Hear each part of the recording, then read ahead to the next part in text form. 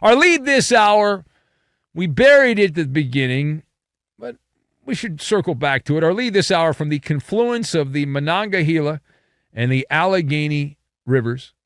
And as Lorena told me in our production meeting, that forms the Ohio River right there in Pittsburgh. So we had months of public voting. It was a straw poll. The balloting has now ended. The mail-in ballots have been counted. And I assume you know where I'm going with this, but maybe you're a little clueless. So Russell Wilson has won the popular vote. Whee! He is the Steelers starting quarterback for the season opener in the ATL. He beats out Justin Fields. Mike Tomlin made the announcement. He took care of the DocuSign on Hump Day. So let us discuss the question, how should Steeler fans handle the news that Russell Wilson, who's been washed up for several years, has officially been named the starter? So I've got iPod, Breakfast Special, and Inspector Gadget. And we will combine all of these things together, and we're going to have a slice of the pie is what we're going to have. So, number one.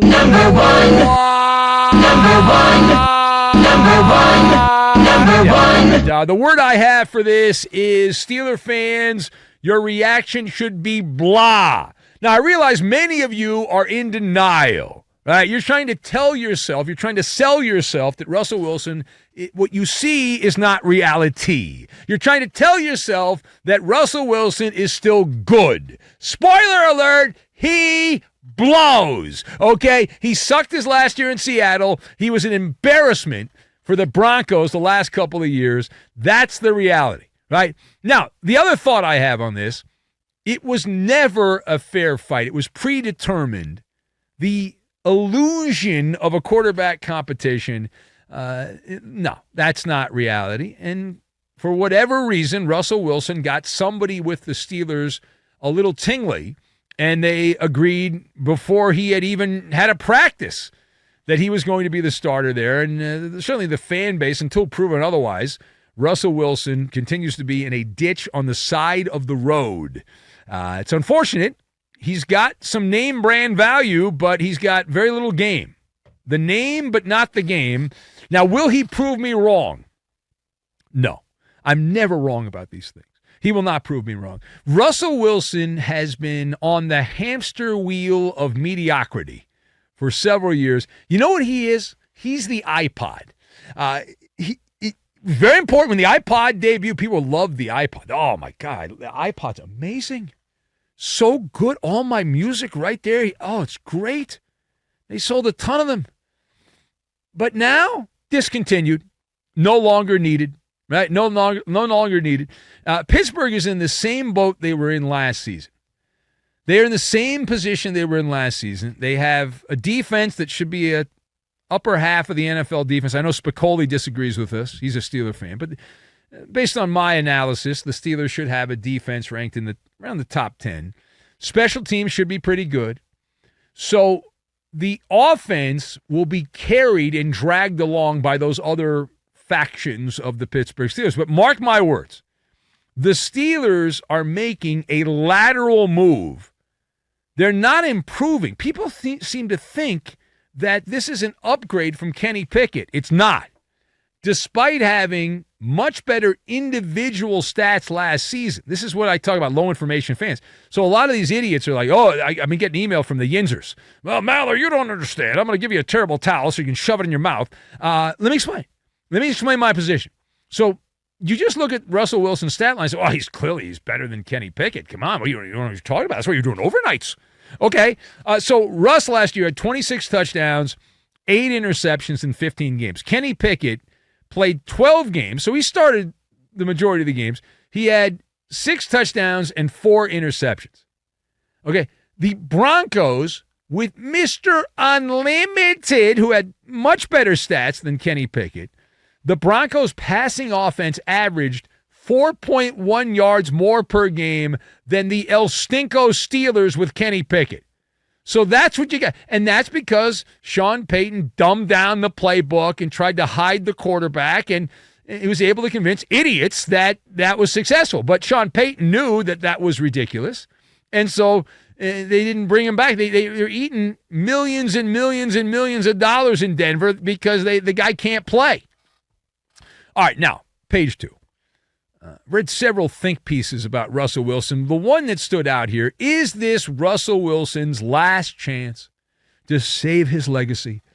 Boy, how dramatic is that, right? How dramatic is his last opportunity? The fallen jock trying to rise up the mountain again. So I read this corny story, and it paints the picture that this is some kind of Greek tragedy if Russell Wilson doesn't succeed in Pittsburgh. Now, I would argue that Russ has already cemented his legacy, and that no matter what he does in Pittsburgh, outside of winning a Super Bowl, which is not going to happen, that he is not elite. He was never elite, ever. We know better. There are some trying to say, well, back in his younger days, his salad days, he was elite. But if you look at the menu, the breakfast special on the menu there says ham and egger. That is Russell Wilson. He's a ham and egger. His contemporaries, when I think of who are the quarterbacks similar to Russell Wilson, I think of names, and some of these might be dated. I'm going to date myself. Carson Palmer comes to mind, right? Carson Palmer, Jeff Garcia, that's an older reference from years ago, played for the 49ers. How about Cam Newton? Now, Cam Newton had one spectacular season for the Carolina Panthers. You could say he had a couple of decent seasons also, but just completely fell off the map. But those guys are not frontline all-time greats. They're more second-line players that had a blip on the radar, and that's it. And the problem with Russ is this. There's always been somebody better, and usually 2 or 3 players better. And Wilson, poo-pooing this, but he was able to ride the coattails of the Legion of Boom, the Adderall defense there in Seattle, and won a Super Bowl. So good for them, and good for him. He never has picked up an MVP vote. The next MVP vote he gets will be his first. He's never been an All-Pro. That's what matters, right? The Pro Bowl doesn't matter. All-Pro status matters. Now, even Carson Palmer finished in the top 5 in the MVP voting a couple of times during his career. Cam Newton won an MVP. So really, I guess the comp would have to be Jeff Garcia and Russell Wilson. All right, final point on this Steeler-heavy Maller monologue. Mike Tomlin also teased the Pittsburgh media with the idea of using Justin Fields, who lost the faux battle, using Justin Fields in a package of plays every single game. Can you decode what Mike Tomlin was getting at, talking about using Justin Fields in a certain package? So Tomlin, he's planting the seed. Now, whether or not he actually does it or not is a different story.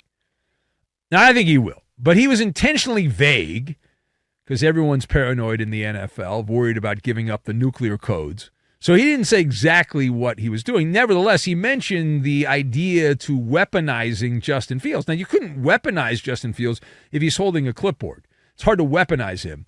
Even blind Emmett can see that Tomlin, what he wants to do, Tomlin wants to have opponents' game plan to try to stop Justin Fields. So he figures if they spend valuable time and resources trying to come up with a strategy to stop Justin Fields and the versatility, that will help the Steelers. Maybe it only helps them in one game this year, but that's all they need.